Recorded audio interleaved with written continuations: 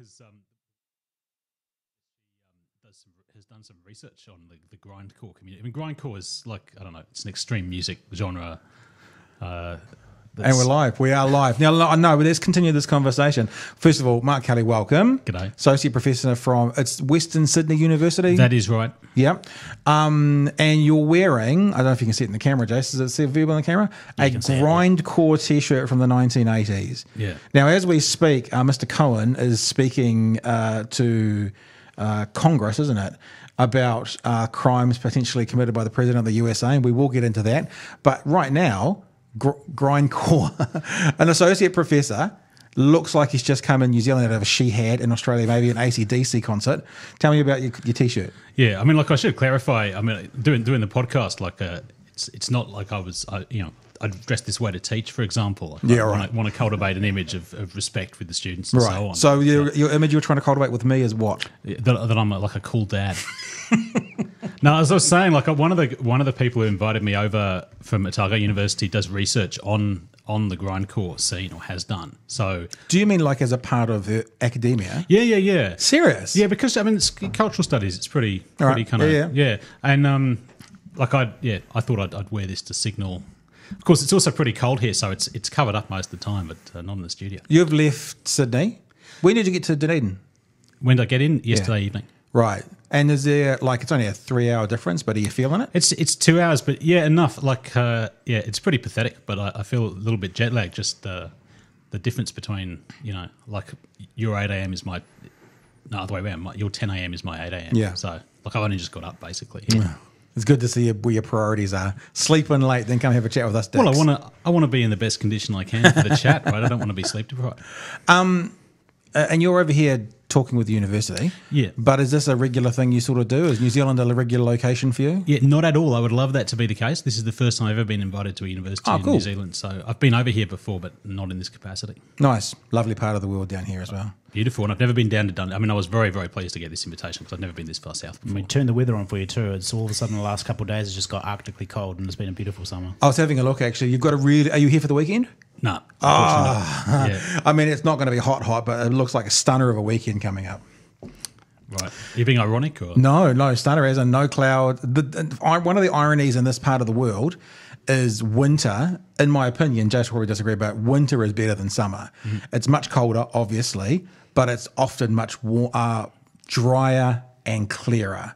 Summers down here can be a bit wetter and a bit grayer, so I'm a fan of winter. It'll be 2 degrees or 0 in the morning, and it'll get up to 8, but it'll be just blue skies, not a cloud, gorgeous. Yeah, so. I do. Growing up here and then coming back, I prefer the winters down here than Australia. Sorry, not Australia, like Auckland, because it's subtropical, and so winters are rain, whereas down here it's just cold. But yeah, the skies will be just like this, but it'll be 6 degrees. Yeah. So this weekend is this. You can feel the start of it coming. I heard someone say, "Well, it's going to be a fine weekend." It's like high of 17, 18, but it's going to be a stunner. So you're missing that. Congratulations. Unfortunately. So didn't Sydney just like a couple of weeks ago had like 44 or something, 45 in the city? Yeah, that sounds right. I mean, it's just been it's. I might get in trouble for saying this, but I think Sydney's basically become unlivable as a result of global warming within the last because of the temperature. 5 years. Yeah, and I mean, because I first came to Sydney in 2002. And back then, I think the first 5 years I was in Sydney, it went over 40 degrees on one day in those 5 years. And that's the real uncomfortable point for me, and that's now just become a regular occurrence. The real uncomfortable point is 40? Yeah. Jace, the real uncomfortable point is 40. Yeah. My daughter, I think we said this summer. Every summer, like last 3 summers, we've reset the record where I live, just out of town in Mosgiel, at 36. That's the highest it's ever been. We moved down from Auckland about 4 years ago, so my 12-year-old was 8 when I moved down. She has turned into a Dunedinite Otago girl like that. 14, 15, she's walking home from school. Oh, so hot. I can't handle this weather. It's so hot. And so you're like, I really start to feel it at 40. Well, I should emphasise here, I'm originally from the UK, so like, my I don't know what, my normal tolerance was similar to yours, I would have thought, in the beginning. So you have acclimatised to Sydney then, obviously. Well, I was always a lover of heat. It's one of the reasons I went to Australia in the first place. Right. But yeah, I've about 15 years in, I'm suddenly kind of, oh yeah, this is getting a bit beyond a joke now. You got the slang, oh yeah, she's getting a bit of a joke, mate. Well, I think I just moved to Australia early enough that I picked up.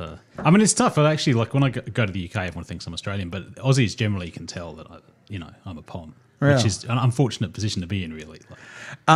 So just on that, the global warming thing, so 40s are not uncommon like they were 5 years ago. I mean, and you attribute that directly to, do you think? And so what, 10 years from now, what's going to be the case? I mean, I'm not a climate scientist, right? But the projections are it's just going to get hotter and hotter. I mean, that's what we've got to assume. And it's already the case in Sydney.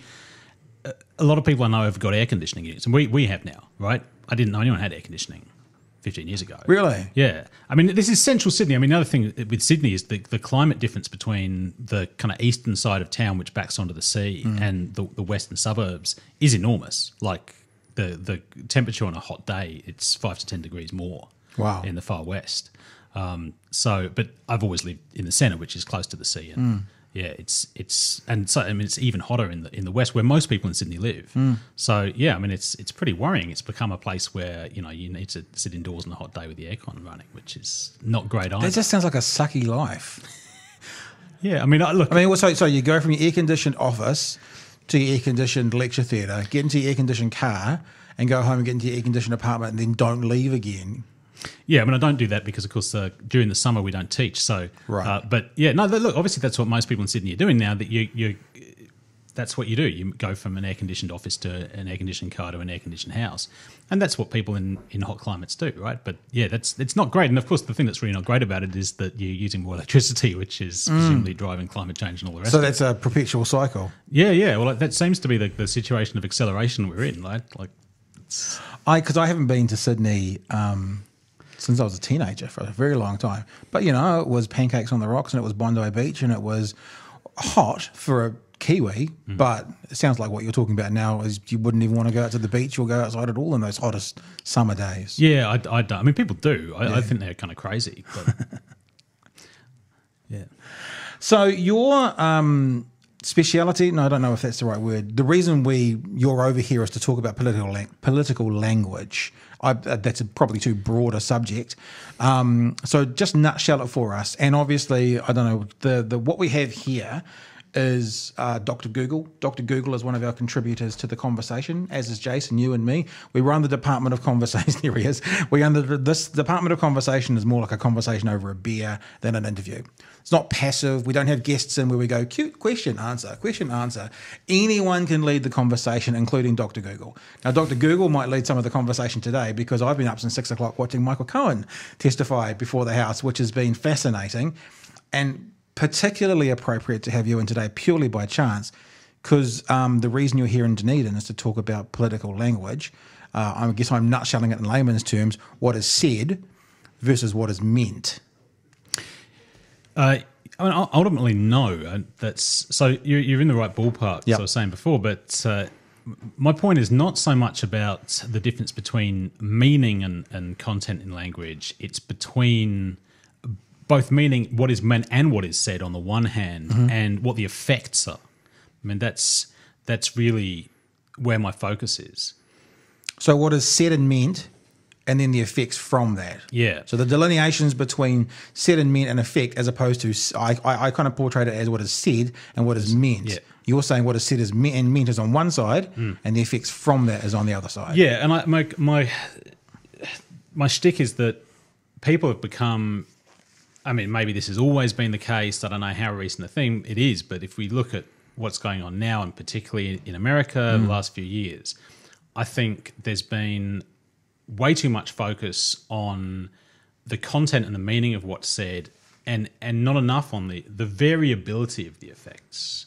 That is, that it's assumed that particular words always have a particular effect. Give us an example.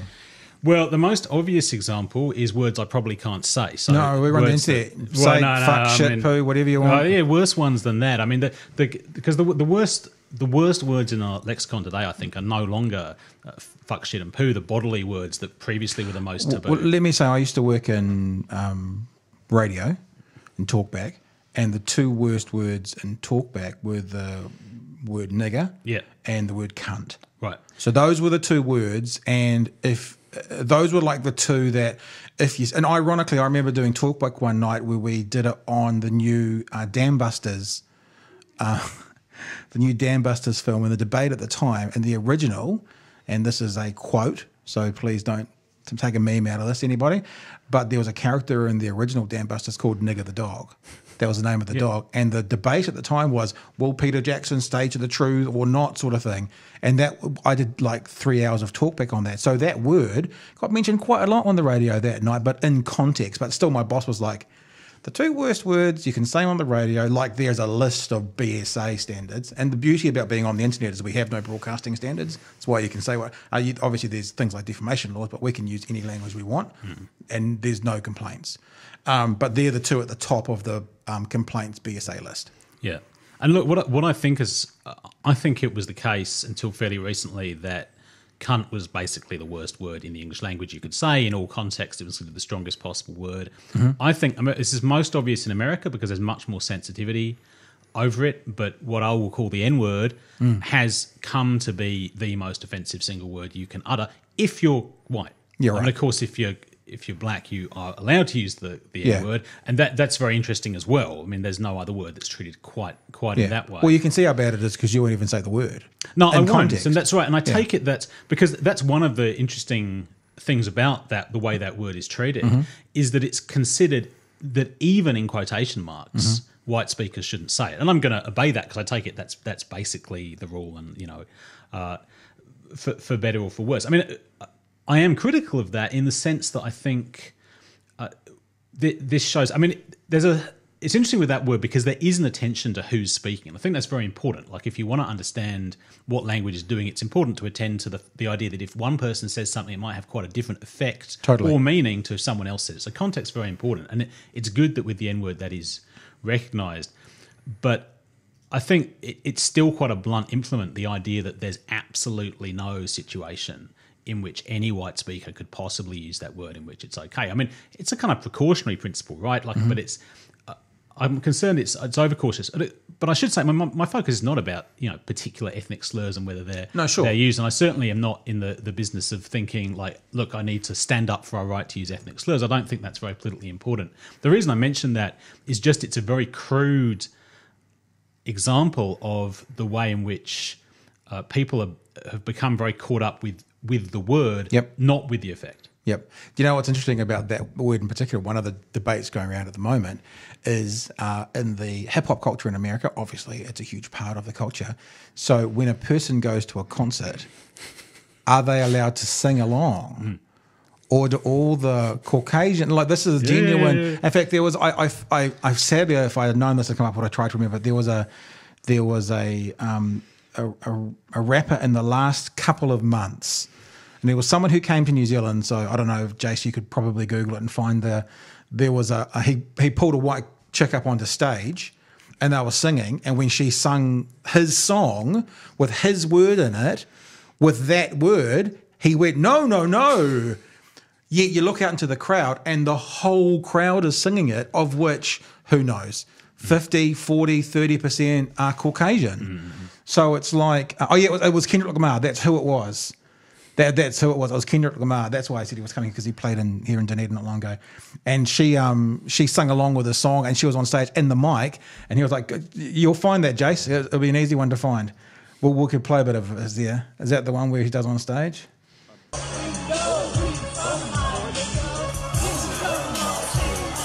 Yeah. So that's a white girl singing it on stage. Yeah. It's his song, and he's playing it, and he pulled her up on stage and handed her the mic. Yeah. So his song is playing, those are his lyrics, he pulled her on stage, she's singing it, and he goes, no, I'm not advocating that we should be allowed to use the N-word. Let me make that clear. But where are the fucking rules these days? Yeah, I mean that is a real issue. I mean, there's some interesting research recently that showed that in the United States, it showed that ethnic minorities across the board felt that political correctness had gone too far.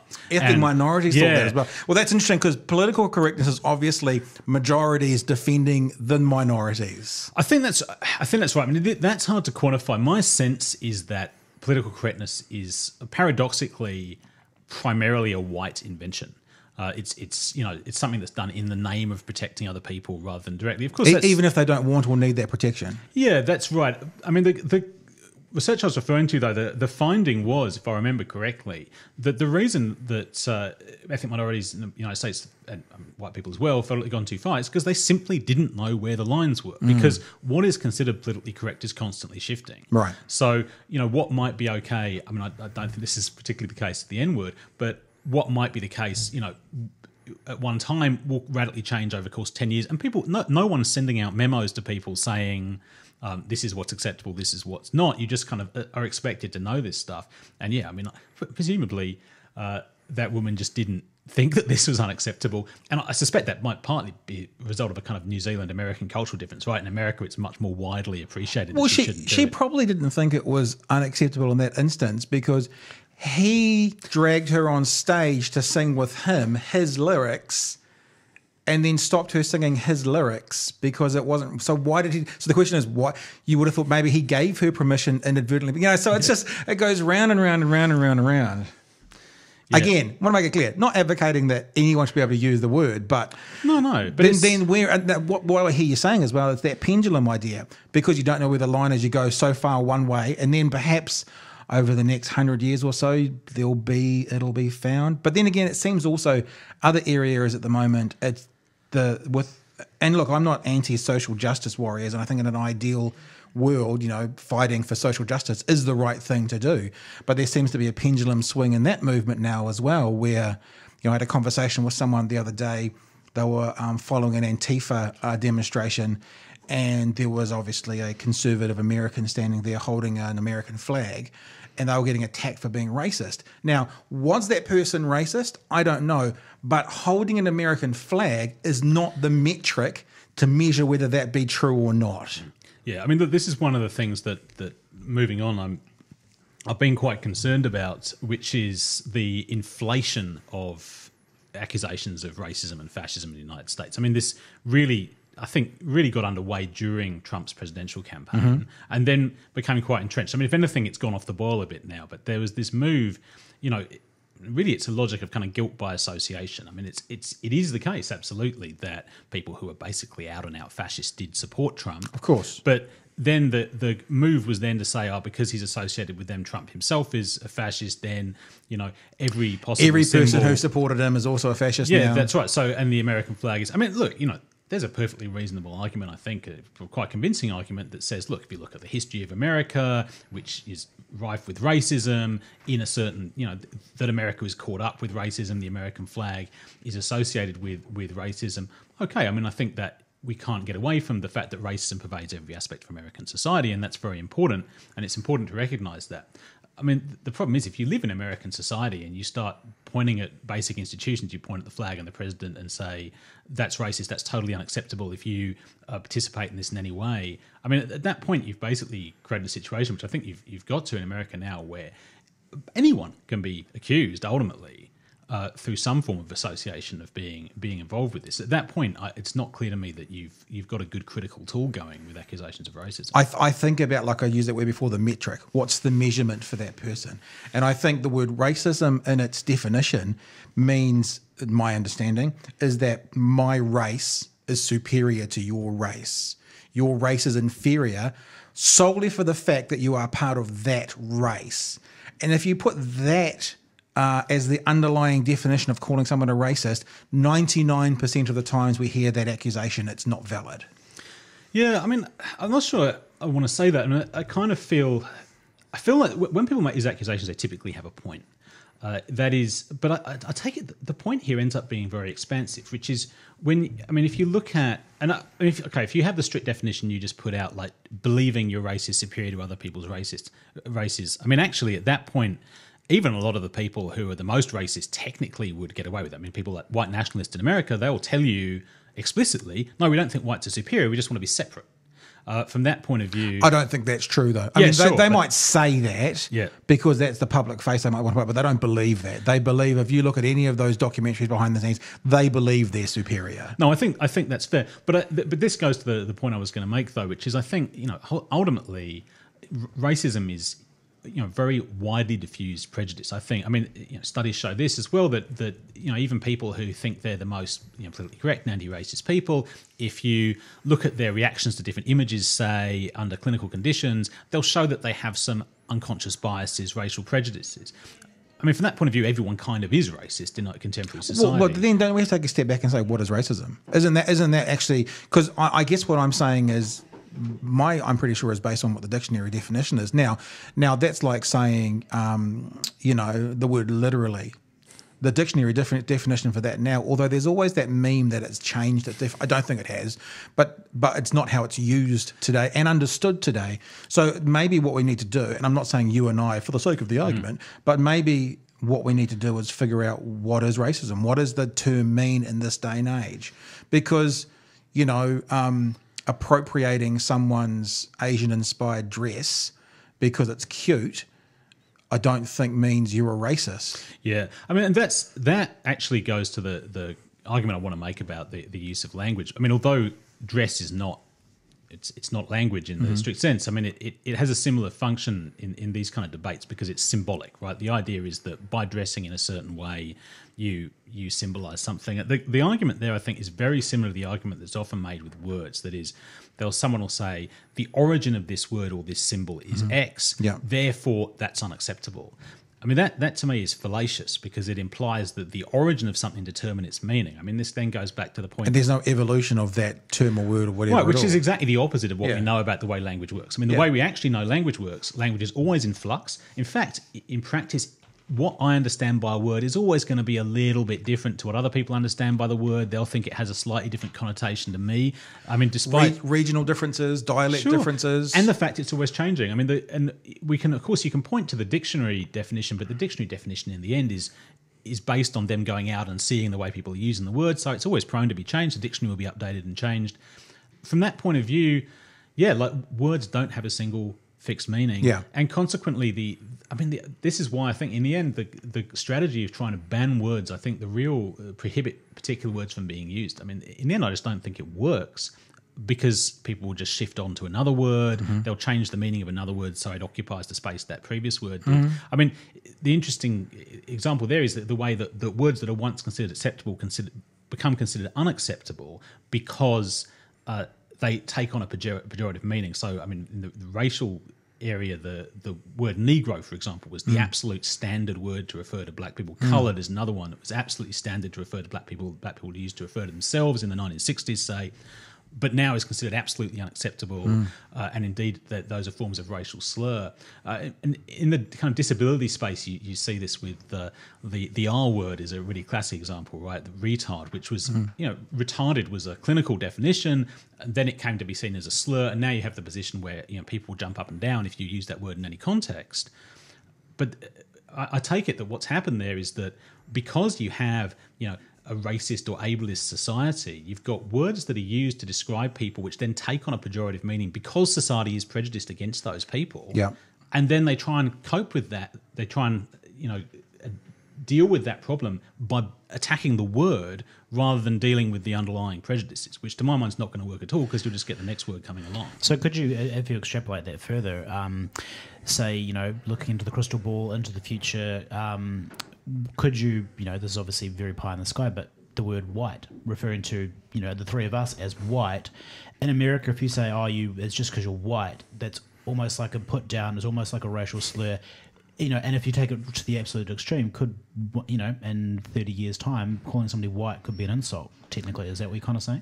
It might be now in some circles. I'm not specifically saying that, but just as an example. No, but look, there's certainly... For example, I haven't seen anyone do this, but you could start saying, white is a slur. I mean, the example that comes to me, to my mind recently, is debates, particularly online, of course, it's where everything happens now, but around the use of the term TERF. the trans-exclusionary radical feminist. I don't know if you know this term. Yeah, there was a woman recently who said trans issues are men's issues or not women's issues or something like that. And that's always been around as Australian feminism, the idea that if you're not biologically female, you're not included in the category of women from a feminist point of view. And there was the move then was to label these people TERFs, trans-exclusionary radical feminists, and that's. But then you had this pushback from people who were labelled that way, saying TERF is a slur, right? So the idea then is like, we're going to try and get rid of this word by saying this word is a slur against us. Of course, that didn't get much purchase, precisely because people basically, in general, don't like TERFs and therefore aren't willing to make that move. And I tend to think the only way that the word white would become recognised as slur is if one had the purchase in the debate to get people to kind of agree to that. So by the purchase, you kind of mean has the got the roll on, got it to be able to be accepted and stuff. Yeah, I mean, actually, this opens a really interesting question which I have no answer to. Oh, good. These are the best questions. No, absolutely. As a philosopher, I totally agree with that. Which are the question of like how are these decisions being made, and that's a really because ultimately they're not decisions, right? The question of how is it determined? I mean, it goes back to this question of like, how does the white girl getting on stage know whether or not she should say the N-word? Because there is no central committee making this decision. Yeah, it's out in the ether. There's an idea that kind of everyone ought to understand this, even without anyone explicitly telling them, without it being set down. And that's a very anxiety-inducing and nebulous situation. But sociologically, I don't know who's making these calls. I mean, Twitter mobs, right? But isn't it, if we're being honest, isn't it a suggestion made by an incredibly small number of people that then gains traction amongst a small group of people? But actually, I mean, it's not a big number of people, but often it's one of those ideas of the squeaky wheel, it gets news. People, unfortunately, the news world this day and age follows Twitter looking for headlines. And then all of a sudden it's in a major news article and then it grows from there and then other people. I mean, the classic example is also, I can't think of the name, there's like is it 4chan? Is that a group where ideas and stuff get thrown around? The online forum, yeah. They go on there and they make up bullshit stories and they turn into real movements. And the free bleeding movement is an example. I don't know that one. Free bleeding, women shouldn't be restrained by having... By tampons. Yeah, right. Basically. And that was set up on 4chan as a joke and as a troll. And then it got picked up by some people and run with like a real thing up into including, I think there was a woman in either America or the UK who like ran a marathon and bled everywhere as a statement to taking ownership back. Now, that was set up sort of as literally as a troll. Mm-hmm. And then it grew into a real movement. Yeah. But this really is why I still think this is kind of an open question, because it's absolutely right, as you say, we're dealing with effectively a small number of people online who are influencers somehow in this space, but yet somehow they have this massive impact that politicians listen to them, media listens to them, corporations listen to them, and it's radically unclear to me exactly how that transmission belt works, how these people apparently have so much power socially. But I mean, it's a question of culture in general, really, which is like how is it that people influence culture to be changed? And I mean, this is why you end up with people with conspiracy theories and the rest of it who are going to say, "Oh, someone must be directing this behind the scenes." But I don't think that's the case either. I think it's just that it's very hard to see how this stuff is happening, but yet it does. Well, I think that's what the definition of viral is as well. It starts with a small group. It gets picked up by a person here, and then that group grows, and then someone here, and that group grows, and all of a sudden those groups connect because it's the internet, and then all of a sudden it's nationwide, and then it's international, and then it's, the news networks in the States and the UK and New Zealand and Australia are picking up on it, and then you've got a movement. Mm-hmm. I mean, you were saying before about banning words. What about the flip side? Insisting words get used. The classic example is the Jordan Peterson in Canada, when it was, I mean, I might be paraphrasing poorly, but basically to use incorrect pronouns for someone was going to be a crime. This is focusing on the transgender community. Mm-hmm. And Jordan Peterson was saying, actually, no, he's a difficult man to understand. Yeah. Because I've seen him say two different things. I've seen him say, if one of my students asks me to use a pronoun, I use it. And I've seen him say, if one of my students asks me to use a pronoun, I don't use it. I've only heard him say the first one, but I'm certainly not across Jordan Peterson's entire output. But what I try and do is I try and take the same situation and put it in a different context. So here in New Zealand, we call it New Zealand. We also call it Aotearoa. So if the government said from now on calling New Zealand was a crime, if you didn't use the word Aotearoa, you're committing a crime, people would be in an uproar. Everyone would be. But because it was involving the transgender community, and there are some sensitivity issues here at the moment, for good reason, it seemed to go much further. And the other thing that's unfortunate is that because it was involving the transgender community, for him, I believe, that then he got a lot of support from areas of society which are pretty much we all want to believe are not there. Talking about the alt-right and the far-right and the those sorts of guys as well. But that was a government doing the opposite of banning words. That was a government saying you must use these words. Yeah, I guess it's a bit of both, because on the one hand they're banning you from using the wrong pronoun and mandating you have to use the correct one. But yeah, that's right. And Peterson, I take it Peterson. Look, I'm not a Jordan Peterson expert. I take it his claim, at least now, is that what he was standing up for is not that he wanted to misgender people, but that he felt that the government had no business legislating that. He always, I think, talks about enforced speech. So a government can't, and he was, I think, again, I'm not an expert, but I do listen to a lot of podcasts and he hears around a fair bit. The government can ban language. He didn't seem to have such a problem with that, but a government nowhere in the world can enforce language, and that was the difference. And I think without the attachment to the group he's talking about in this issue, the transgender movement, without the attachment to that group, just that statement by itself, I think most people would go, yeah, I think that's pretty fair. But then when you bring in the examples of the community we're talking about, that's when it blows up. Yeah, that's right. And I take it the guiding idea here, and with a lot of this stuff, is the idea that transgender people are harmed in some real way by being misgendered. Yeah. That's a real problem, and therefore the government is, within its rights to compel people not to do that because they're protecting that group of people.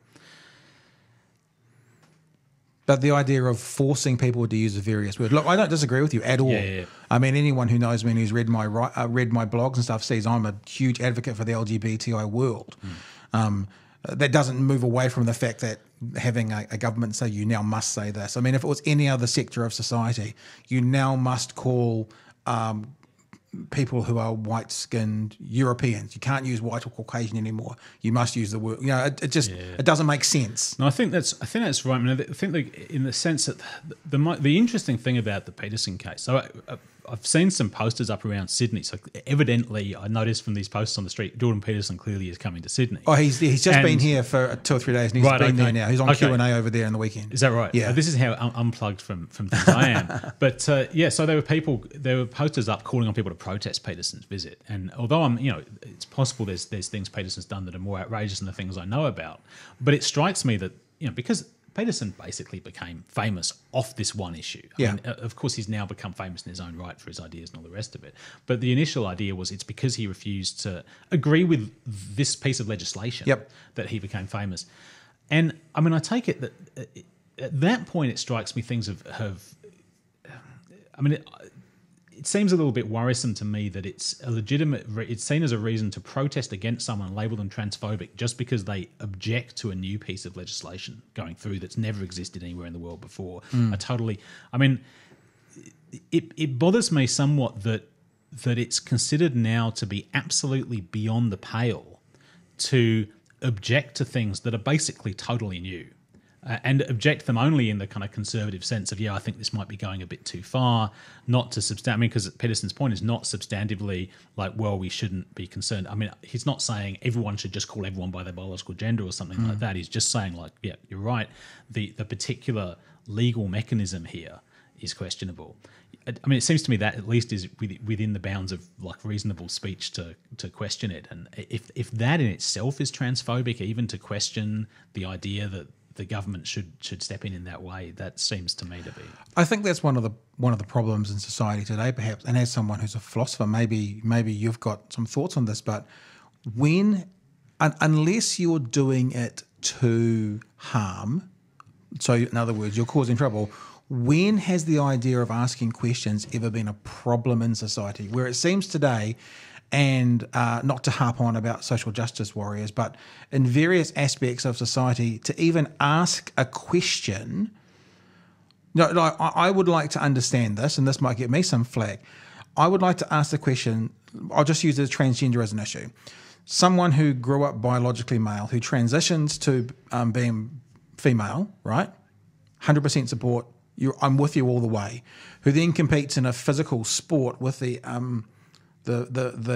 benefits of growing up male and having all that testosterone. I'd like to ask the question, is that fair? Now, me literally asking that question, I could get kickback for that, but I genuinely want to know, is that fair? I want to know, is there fair on the muscle mass, on the different bone structure? If it's a physical game like one, a striking game, there were some examples in MMA of a transgender woman being there, who the females in that thing said they've never been so hit so hard in all their life. I'd like to ask those questions. Now, me asking that question here publicly might get me flack, but it's a valid question. Yeah, sure. I mean, I think that's an area of the debate that I think is,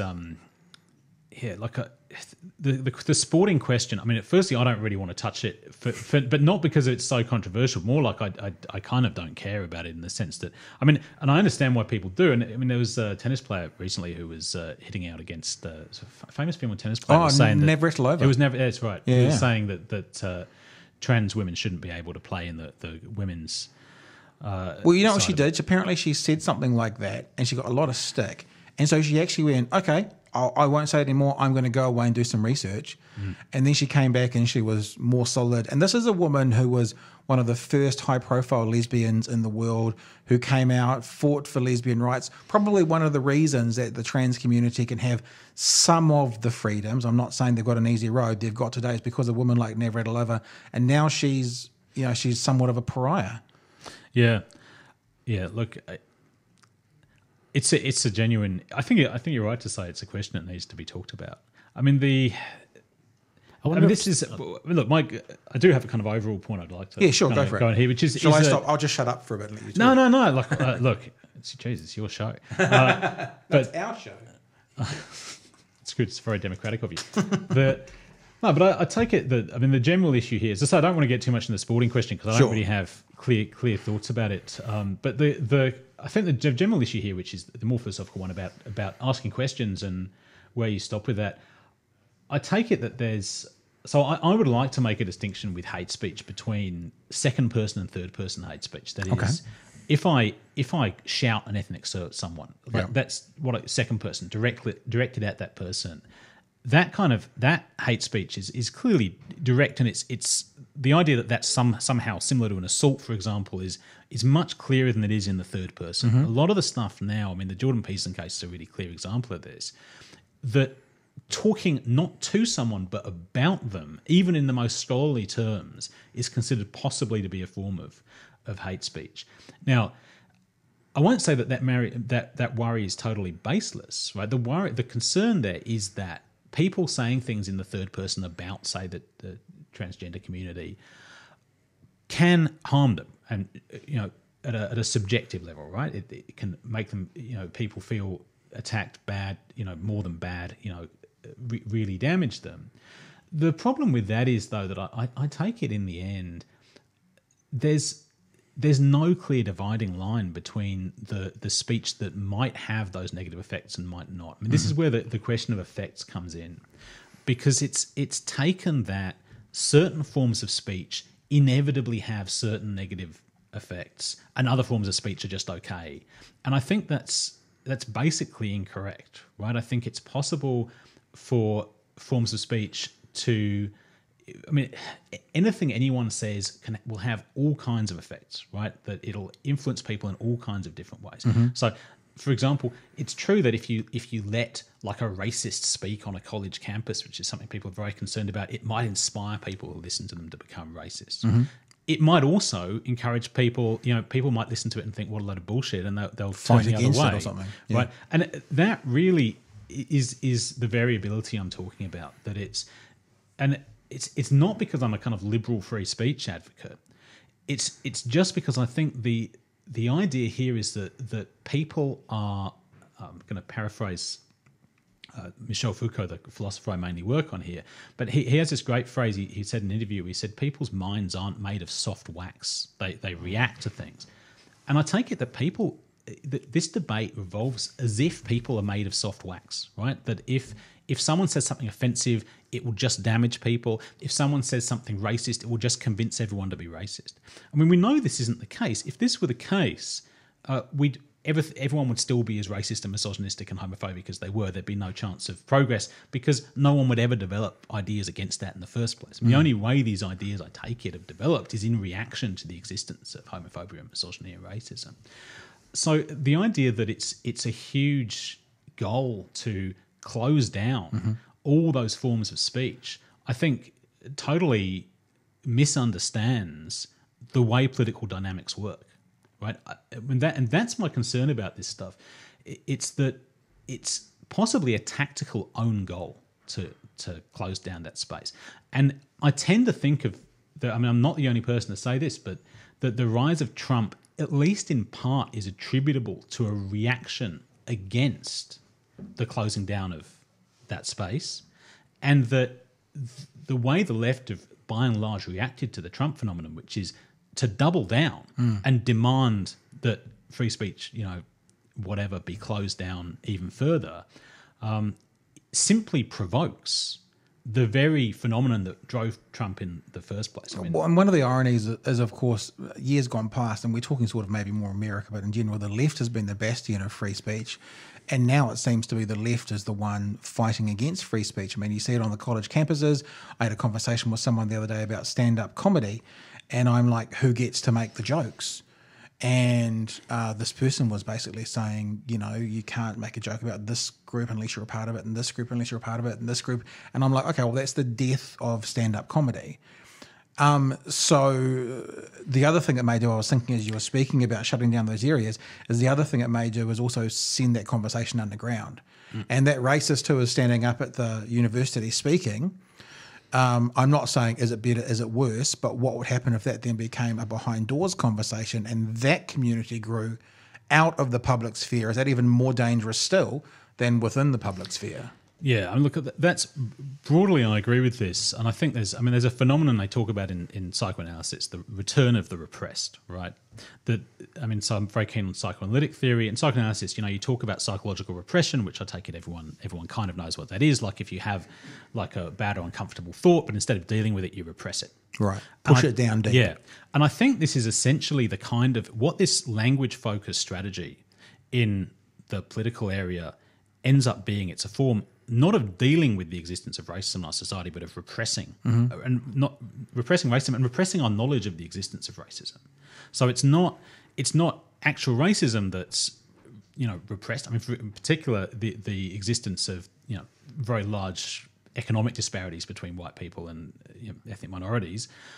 It's primarily anyone talking about it in a way. So, for example, if you say, I mean, what's that example that if you say that black people are on average poor, that seems to be very condescending, despite the fact it's a kind of factually accurate statement that needs to be made if we're going to address the actual very real inequalities. Right. So you can't portray black people as being poor. That would be considered politically incorrect. Well, I mean I'm setting that up as a kind of hypothetical example, but in that example, what you're doing is repressing evidence of the existence of racism, not actually dealing with it. And this is my concern about this stuff, that precisely that if you repress things, they're just going to fester and come back because you're not really dealing with the root and branch structure of racism in our society. So, I mean, this is... I could talk to you for hours about this kind of stuff. I could go on. I'd like to talk some specifics about about Trump and about, because I'm a political tragic, as I emailed you this morning whilst I was watching the Cohen thing, I was thinking, we got to get there. Jace, do we want to, so what we're saying is political language that's used and the way it's understood, and then what's enacted on that. We found a little clip, I don't know if we've still got it, which is literally from this morning's session with Cohen. This was probably live within the last hour of us filming, where Cohen was talking about how Trump talks to him and what he knows it means. And then I guess the reason he's in trouble is his actions that he took from that. So should we play this, Jason, and just have a bit of a listen? You've suggested that the president sometimes communicates his wishes indirectly. For example, you said, quote, "Mr. Trump did not directly tell me to lie to Congress. That's not how he operates," end quote. Can you explain how he does this? Sure. It would be no different if I said, "That's the nicest looking tie I've ever seen, isn't it?" What are you going to do? You're going to fight with him? The answer is no. So you say, "Yeah, it's the nicest looking tie I've ever seen." That's how he speaks. He doesn't give you questions. He doesn't give you orders. He speaks in a code. And I understand the code because I've been around him for a decade. And it's your impression that others who work for him understand the code as well? Most people, yes. Mr. Cohen, I don't know whether we should... Is that it? That's it. So perhaps my understanding of what we were going to talk about is slightly different now than at the start. He's talking about how Trump talks and what he means, but I guess then the action from that was then what Cohen went and did. You had your research in particular, and the actually you've got this your lectures this afternoon, isn't it? Yep. So really, only if people are seeing us live are you going to get a chance to go and check out Mark in action. But you're talking about Trump and the response from the left and the right to this sort of equation. So can you expand? I mean, we've been talking about language in general, but specifically, give us your thoughts. And obviously, keep some powder dry for your lecture. No, but no. But I mean, give us your thoughts. This powder isn't that dry at this point. This is the lecture I'm giving is based on an article that's already written. It's going to come out in a while, and I've given stuff on it before. So, but it always changes every time you give it, which is a beauty part of the stuff. But look, Trump is really a really interesting case here because he's a nexus of a whole bunch of different stuff that's going on. So a lot of the stuff we've said, we've already mentioned Trump, right? He's relevant to all this stuff already we're talking about. Yeah. But he's also a really interesting case in point because I think Trump is someone who basically does understand language in the way I think it politically needs to be understood. That is, he understands that you use words to get an effect. I mean, actually, Trump is someone who basically uses words only to get an effect. He doesn't care about the truth of them or the meaning of them. So let's say build that wall using those words. He knows, he knows that's never going to be built. He knows that that's not going to happen in the way he first of all said it was going to happen. I think you're giving him too much credit. No, the Trump thing, it's interesting because Trump is on the record during the campaign or shortly thereafter saying that when he's doing a rally, if the energy is dropping in the rally, he just says, we're going to build a wall. Yeah. Because he knows that'll amp people up. So that's a classic example, right? That for him, that is a phrase he knew he could use to energize people, energize his base, and basically get elected. And that is his interest in that. Now, in terms of actually building the wall, well, I wouldn't put it past him to build the wall. But precisely because, here I'm going to get into more tenuous territory, but I think the wall is essentially, again, it's not a word, but it's a symbol. The wall is primarily a symbol. And the idea that a physical wall, and this has been said by Trump's critics, like the wall's not going to really do anything. Like, is that really what makes a decisive difference to migration, whether there's a physical barrier? Of course it doesn't. It's primarily, even if he builds the wall, it's primarily a symbol he uses to signal to his base. And again, he knows that. And part of it is I'm successful. Look, I'll say I'll get it done. I'm protecting you, although all those stats prove otherwise that war will really do anything. Yeah, that's right. That's right. So the wall is not going to do anything very much. But there's a real paradox in the anti-Trump rhetoric here, I think, which is on the one hand, people on the left who criticise Trump, and people to Trump's left, which of course includes a lot of Republicans, they will say, well, look, it's not going to do anything. And on the other hand, they will kind of simultaneously say, Trump's a tremendous racist who's trying to discourage immigration from America to America. Well, kind of those two things are in some conflict. I take it that the reality is that Trump is not actually enacting policies that are radically anti-immigration in a way that, say, Obama didn't. There's not a huge difference in the practical terms in what Trump's doing. The big difference is in the words he uses and the way it comes across, like the symbolization. Okay, I think straight away about some of the things that Trump has done that's affected and impacted immigration, like the quote-unquote Muslim ban, like the separation of families at the borders. The thing that people don't realise about separation of the families at the borders is all those families are completely legal. They're not illegals turning up to the border because by law you're allowed to turn up to a border and apply for refugee status. So when you separate them, I don't know if that's immigration per se, but there seems to have been some things. I agree that, you know, British people coming to America to immigrate, or Kiwis, or, you know, even people from third world countries coming to immigrate probably hasn't changed that much. But the other group, the group that he would think are lesser, seem to have been impacted pretty heavily versus Obama. I mean, the statistic that, like, look, I mean, I'd have to look at all the statistics again, but the statistic that really stood out, was widely reported at the time, was that the first year Trump was in office, the deportations dropped versus the last year that Obama was in office. I mean, the point I'd make is that the basic policy that's in place hasn't varied. Namely, people who are quote unquote illegal remain illegal. It's still the case that the US authorities will try to deport them. It's true that there's been a kind of ramping up of ICE under Trump, that there's some more things happening. On the other hand, it's the case that a lot of Trump's far-right supporters actually drifted off because people are saying, oh, Trump's not actually acting on immigration. Yeah. The Muslim ban's an interesting one as well, and I take it that, I mean, this is something I do address in my paper, but briefly. So I take it the Muslim ban is mainly different in the rhetoric used rather than the substance. So it's true that Trump's saying, and this is what's considered absolutely outrageous, Trump goes and says, yeah, we're going to ban people coming in from Muslim countries or whatever, we've got to have a halt in this immigration until we work out what's going on. People are like, this is outrageous, it doesn't make sense, what you're saying is illogical, and you're targeting a particular minority and so on. But you're saying the outworking of that's not that different from the Obama Well, that's right. It's not that different from the way US immigration policies worked for the last 100 years, which is selective depending on what country you come from. So that's absolutely standard for US immigration policy. There's discrimination based on what country of origin you have, which therefore, of course, has a racial dimension, a religious dimension, all that stuff. That's written into the way, not only American, because every other country in the world then followed that policy. That's how immigration policy in the 20th century basically came to work.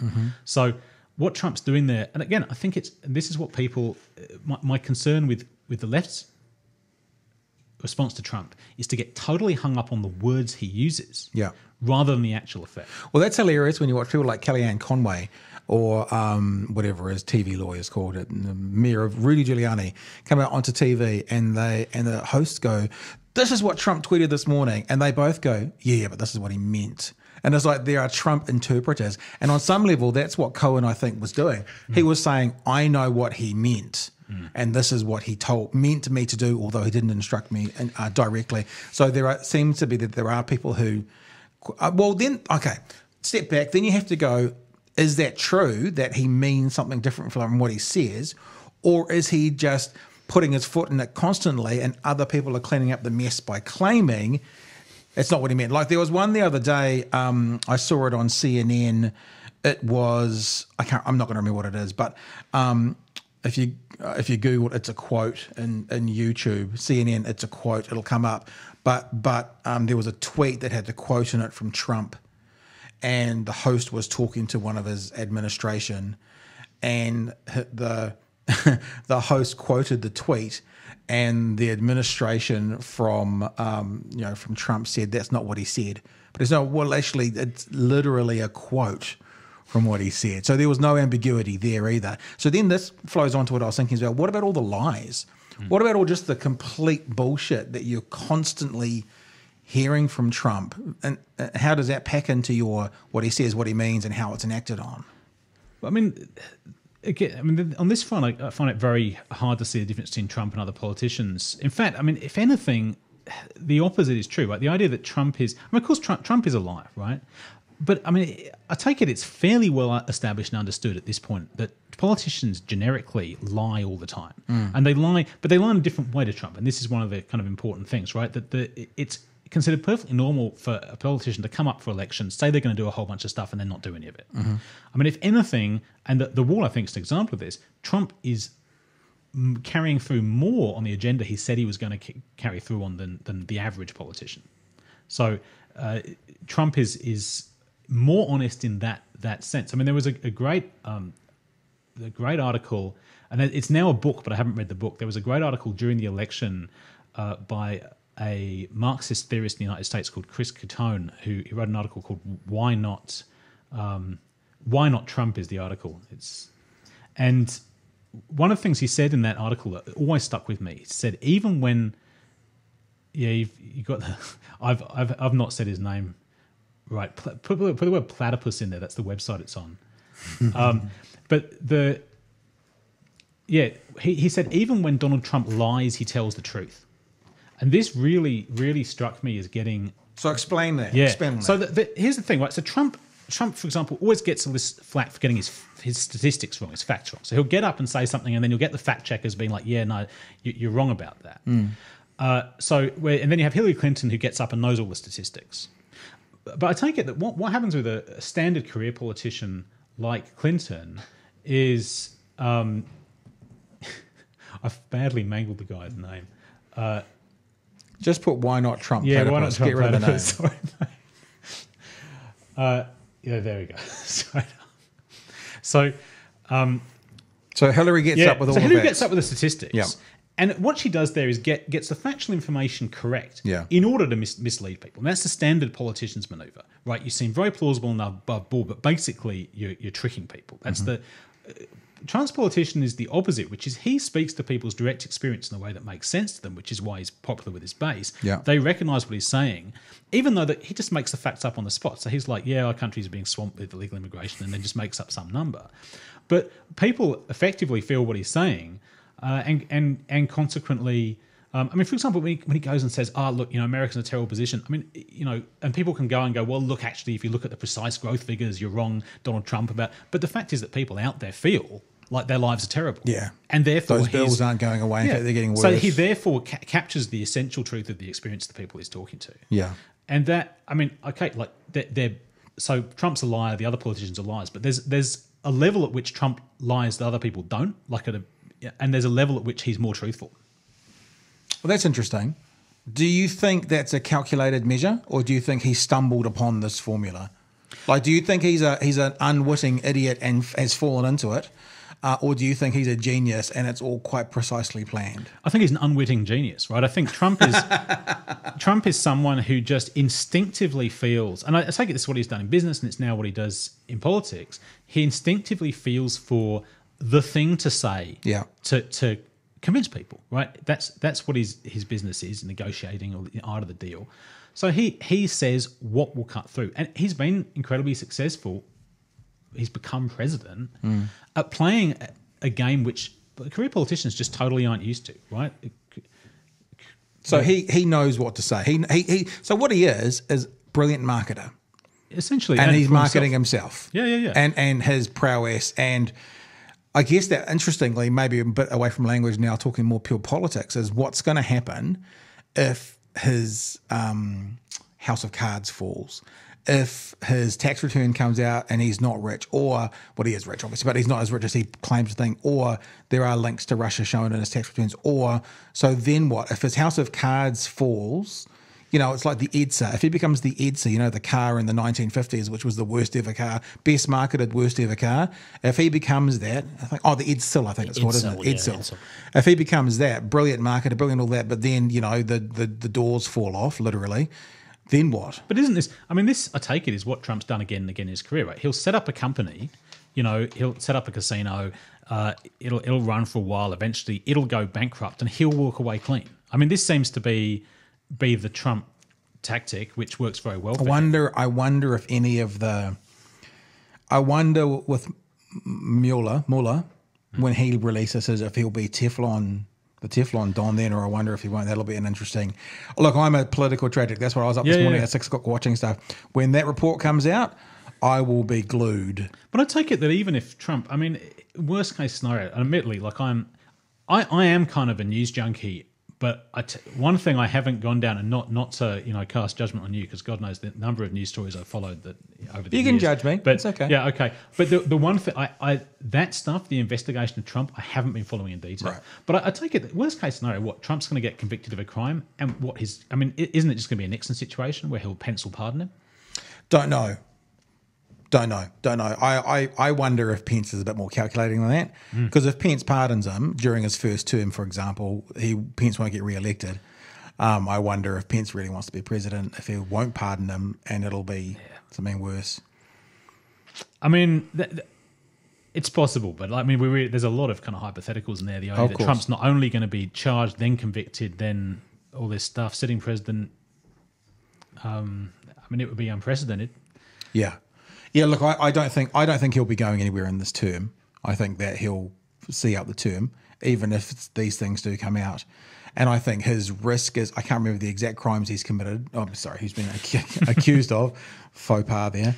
But there's some pretty serious ones where the statute of limitation runs out in the first year of what would be his second term.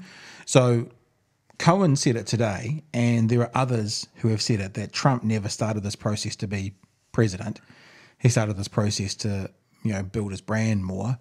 But I can tell you, if that's the case, he will be fighting tooth and nail to win the next one, because he won't want to be exposed to crimes that, as president, he basically can't be charged with, but as an individual ex-president, he can be charged with. But in quite a small window that he could be charged. Yeah, but it's during the second term. So you might find that if it's true that he wasn't quite that keen on being president, or that wasn't the thing, I think he will be absolutely keen to win next time. And look, the Democrats are doing everything they can to help him get re-elected day by day as it goes past. So it's going to be fun. I mean, I'm already involved. That's why I'm a tragic in this area. And you are correct to judge me. It is the correct thing to do. I actually had the Minister of Health sitting there a couple of weeks ago, and I said to him, I don't know what the fuck's going on in the New Zealand political scene at the moment. I don't have the headspace to cover all the American stuff and the New Zealand stuff, and I'm afraid you guys aren't as interesting. And it's true. It's true. I just kind of, I'm sucked in. But I love it. But there is the thing that, America, when America sneezes, the world catches a cold. So it is important for us to have a handle on, the geopolitical scene as well. Yeah, sure. I was thinking about that before I came in here, which is, I was hoping you didn't ask me anything about New Zealand. Sounds like you won't, because, but I think this is the way it is. What's our Prime Minister's name at the moment? Well, that's the one thing that is widely known, because she's actually quite a kind of worldwide celebrity. She's the Justin Trudeau of the Southern Hemisphere. Yeah. And she's a world first. She's done it first sitting premier to take maternity leave and all the rest of it. I think, you know what? I think it's amazing. I don't want to sound like a wanker or anything, but I've worked with her in various capacities over previous radio station incarnations and stuff, and I contacted her when she had the baby and just went, this is amazing. You're setting a precedence. It's a great example. It wasn't planned. It's not like that was the objective, obviously. And what's really happened? Has the country suffered for it? No. So it just, she's not married. And I didn't know that. And she just, I think it's great. I think it's awesome. In fact, I'm doing what I can now to try and get her in here. And I didn't work with Clark, her partner, but he was at a radio station at the same time as me in the same building. And I'd love to get them both in here and the baby. Because this is what we do, I mean, the baby can have a bottle and the three of us can have a beer. It'd be great.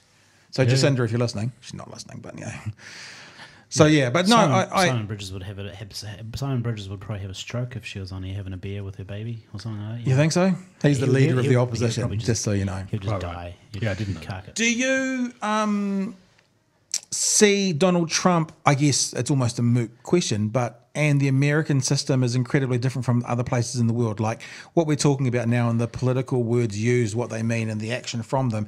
Do you see that clearly in Australia as well? Because you used in your lecture, you're using Donald Trump as the example. Yeah. Is it because he's such the obvious example, or is he different from the rest of the world? He's a very special case. I mean, I guess I'm not across the rest of the world enough to know exactly how unique he is. Yeah. I don't think. I mean, Australia doesn't have anything like this going on. I mean, but who does? Yeah, no, that's right. Well, yeah, Hanson's not. I mean, the Hanson phenomenon's quite different. I think it's the Hanson phenomenon is kind of politically led. Like, I mean, Hanson is not a master manipulator, and if she was, her trajectory would have been very different.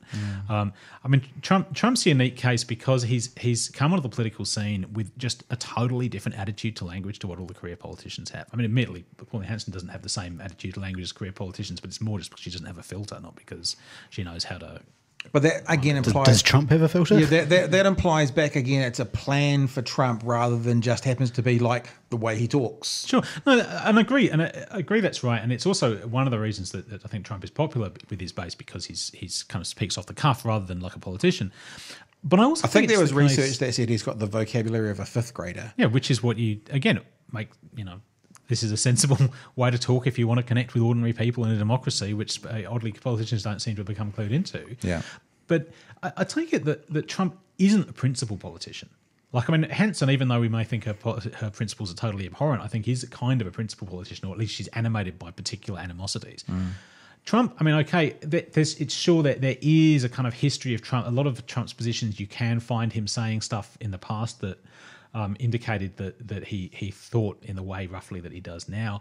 But I take it Trump's just a total pragmatist in this sense that he ran on the platform he thought he could win on, and that was getting him a lot of attention. I mean, I think you're absolutely right to suggest that it's not totally clear whether Trump thought he could win or that his plan was to win. But I think for Trump it was a win-win either way in the sense that it'll grow his brand whether he wins or not. And he didn't bother putting any much of his own money in it. It wasn't, it's all gravy to him, right? But I take it that Trump isn't a principled guy, basically. That he's not ideological and he's willing to go with whatever he thinks is going to work. So more pragmatic than ideological. Yeah, and again, I think that's something that really separates him from the mainstream politicians. Which is interesting. I mean, yes and no, because what it means, what I've seen with Trump, is that he's changed, like he has pivoted. And I think it's one of the most frustrating things about politicians is they'll say one thing because it's popular one year and then they'll say the opposite the next year. So in that you can kind of see a similarity between your regular politician and Trump, that he'll find the button to push, build that wall, lock her up, whatever it is, and he'll push that button. That as a way of connecting with the voters. All politicians do that on some level. Yeah, that's true. I mean, I think that the psychology of the standard politician is that they kind of do have beliefs and then they compromise on them. I mean, one of the problems that's what differentiates Trump from the average politician here, I think, is the average politician, when they do the kind of U-turn on their beliefs, like it's kind of obvious and people like look at it and go like, what the hell, you're a hypocrite.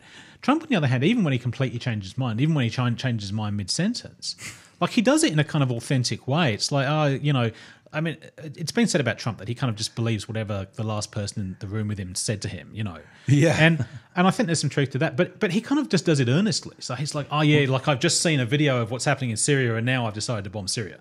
And because that's what happened with the wall, wasn't it? Because from what I've heard, that the idea of the wall was just popped up in a meeting one day before the election. No, the reports are the idea of the wall was actually a way that his team working with him wanted to remind him to talk about immigration. So they got him to talk about the wall as a way to remind him to talk about immigration, but of course the wall took over the conversation. So it was like a meme that they fed him as a way to help him remember what the important thing to talk about was, but the important thing became the wall. Yeah. And it's the wall is completely Trumpian, right? The guy's whole career was built on building big, monumental, flashy things. Yeah. The wall is like the perfect thing for him to get focused on. So, and it works very well. It works very well because it's like this grand symbol that you can grandstand on. It gets all his enemies very upset, which plays well with his base. Like they love to see liberals triggered or whatever. Yeah. Right? I love that word, triggered. Yeah. Well, I feel like it's really, I mean, it's one of those words, right, that at first it was like actually a buzzword used by people, and then like people were like, don't trigger me, and then of course it became, you got to start coming up on the screen. It became so much a term of abuse that it's now just totally dropped out of the lexicon now. Triggered. Yeah, that's right. So I don't think anyone's talking in a positive sense about being triggered anymore because it's become so maligned. Oh man, right? people. The thing is about you now know it's gone so far. You hear people warning one another, going, "Be careful because you'll become a meme," and it's like it's actually. Anyway, hey, we've been talking for over an hour. It's all right. Time flies. I know, it's 1 great hour, 8 fun. minutes. This is like the TARDIS for time. You come in here and it goes and it flies through. Is there anything you want to leave us with? We know you've got a lecture on today at 4 o'clock at the university. Bring up the page, Jay, so we can tell people where it is. I mean, obviously, most people are going to pick up on this after we've done it, not pick up on it live. But we might as well tell people where you're going to be this afternoon. I think it's at 4 o'clock. You'll need to give us some more sounds right. info. Where's it? There we go. Keep going. It's down there. 4 till 5, and it is in the Burns Lecture Theatre in the Arts Building. So there you go. So people happen to... It's a public lecture, isn't it? Yeah, it is. Yeah, so anyone can go. So 4 till 5. And that's with the Media, Film and Communications Department.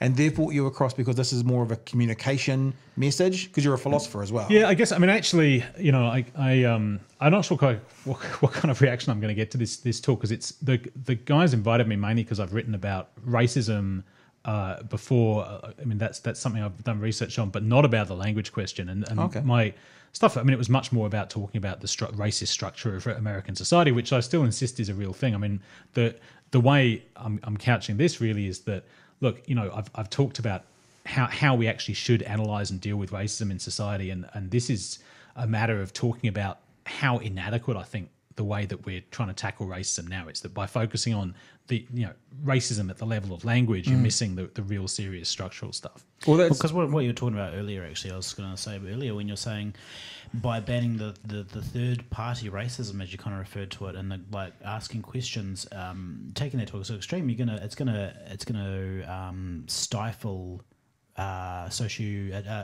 anthropological research into societal issues, isn't it? Because if you're not allowed to ask a inverted commas racist question of are black people poor because they're black, then you can't research it. Yeah, look, I think that's right. And I think that's, I mean, obviously as a university researcher, that's something I think does need to be protected, is the freedom to go in different directions with your research. Like, and you may have to go down an unpopular rabbit hole, but yeah, that's... It seems that the whole... I mean, I've said for quite a long time that there's no such thing as free speech. I would say that there is some free speech, because as soon as you've got strings attached to some things that can't be done, then there's tethers, then it's not complete freedom. The flip side to this conversation, not to start a whole new thought right now, is we either have complete freedom to say what, because free speech, you don't need free speech and rules and laws around it for speech we all agree with. Really, the idea of free speech and the idea that we need protections around it is for the ugly speech. That's the reason we have it. And so it feels to me that it should be either an all or nothing, because if you don't have all, then you've got nothing. Now, that includes things like hate speech and horrible speech and that kind of stuff as well. I would, if I had to err on one side or the other, I would err on everyone in than on the other. But yeah, no, that's right, and it's a really interesting, because I'm all for caution. Like I think the precautionary principle in politics is a good thing, but it's a tough one, because both sides of this debate present themselves as being cautious. I mean, the free speech advocates, you say, I want to protect free speech because we don't know where, and that's a real concern, right? We don't know where this is going to end up. If you start banning what people say, how far down the road are you going to go? And I'm genuinely concerned about this, because as I suggested, the kind of way that the term racist is thrown around now, and with some justification, I mean, ultimately, where can you stop in terms of alleging that people are racist? But I mean, of course, the opposite concern is like, well, you know, it's absolutely true that things you say can have a really devastating impact on people. And okay, so if we want to protect people, we need to set some kind of limits. But then that. Where's that line? Yeah, no, I mean, agree. because that's like the idea that you have you don't have the right not to be offended. You know, you just don't have that right, because anything I say, I mean, we've said the word cunt on this broadcast, that will offend some people. You know, especially if my father's watching. But what I'm saying is, then who decides where that line is for offence or for putting someone in harm's way, like we were talking about the transgender community before? And, you know, a classic example that I think about when I talk about this is I watched that series I Am Kate, about Caitlyn Jenner, and one of the trans ladies on that bus ride used the word tranny. And she was like, oh, no, I call myself a tranny all the time. It was like she took it as a term of endearment, whereas everyone else in the bus thought it was kind of a hate crime word sort of thing. So who decides? Even within the same community where these words and stuff are applicable. Yeah, look, I think that's right. I mean, as I say, like the closest thing to an answer I have is this second person versus third person thing. Like, I think there's, you know, a good case for if you're actually shouting abuse at someone, it doesn't really matter the content of that abuse. I mean, we can consider that's assault or something, because I mean, if I call someone a cunt, that's not in Australia though, because you can be a good cunt. Yeah. You can be as long as you say they're a sick cunt, you're fine. But that's context. That's just being Australian. Yeah, but that's context. Yeah, that's what we're saying. Absolutely. No, I think that's right, and I think that needs to be included. But I think that's why. But I think that's why the context of abusing someone, like if someone's screaming abuse at you, like they can say all kinds of things, but they're clearly abusing you. And so just so second person is me throwing abuse at you. That's pretty clear. What the reason that those words are coming at you. Explain third person again is me talking about you. I'm not there. Like and I mean that at that point I guess I would want there to be a presupposition that you can in the third person discuss legally at least. I mean, it's not to say you should say all kinds of things about people in the third person, but. But then you got to start to think about, and not to rehash the Jordan Peterson conversation now, but when he talks about the word within the transgender community, but it's not a direct pointing at someone, could someone still claim that that's abusive towards me? Almost could they claim it as a second person? No, but the problem here is you can claim, the problem with that is that in the end, you can, firstly, third person, I mean, this goes back to the old triggering question. But third-person speech has the capacity. Any third-person speech has the capacity to upset someone. Of course, everything you say, literally. That's right. So you never know who's going to be. I mean, this is the effects of third-person speech can have all kinds of recursive political ramifications. You don't know what they're going to be. I mean, this is why I think in the end you can't reasonably set a limit in third-person speech, because you just don't know where it's going to go. And I mean, certainly from an academic point of view, I think these things need to be discussed, and stuff that is apparently overtly transphobic. I mean, the question so talking about the TERFs, like is it legitimate? I mean, Germaine Greer, for example, got in that terrible trouble because she said that basically trans women weren't women. Well, okay, but that of course that's transphobic in a sense, but on the other hand, I mean, shouldn't that question be asked? Like, shouldn't the question at an academic level be asked of what are the limits of being a woman? What is the status of a trans to me, person? this is the same question as the racism thing, right? Is it transphobic to say that if that's an honestly held belief? What about there is writings out there, scientific writings, biological writings that might support Germaine Greer's position, even if it's abhorrent within society? So, to me, I don't know if that's a metric, that one sentence, for someone being transphobic or not. Yeah, well, I mean, I guess in the end, I'd have to say, like, whether it's transphobic or not should not be the, should not be the determinant of whether it's allowed to be spoken about in that context. If you're talking about it, so if she was yelling at someone, "You're not a fucking woman," that would be second person, which is basically a verbal assault.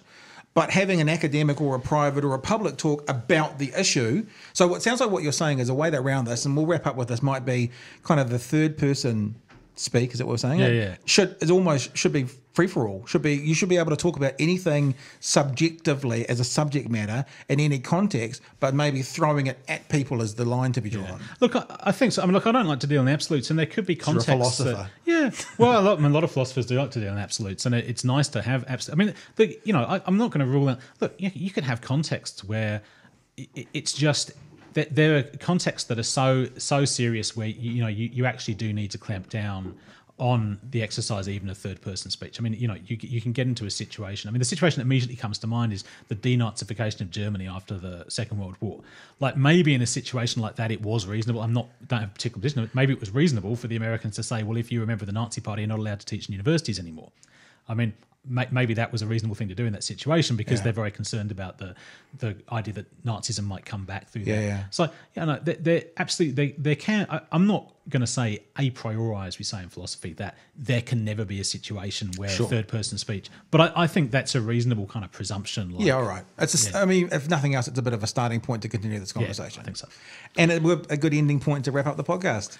Cheers, Pat. Mark And Kelly. if it's not because at a third person racism or third person doing is bad, then this podcast is it's terrible. Oh my God. This has all been third party. No, it should be banned.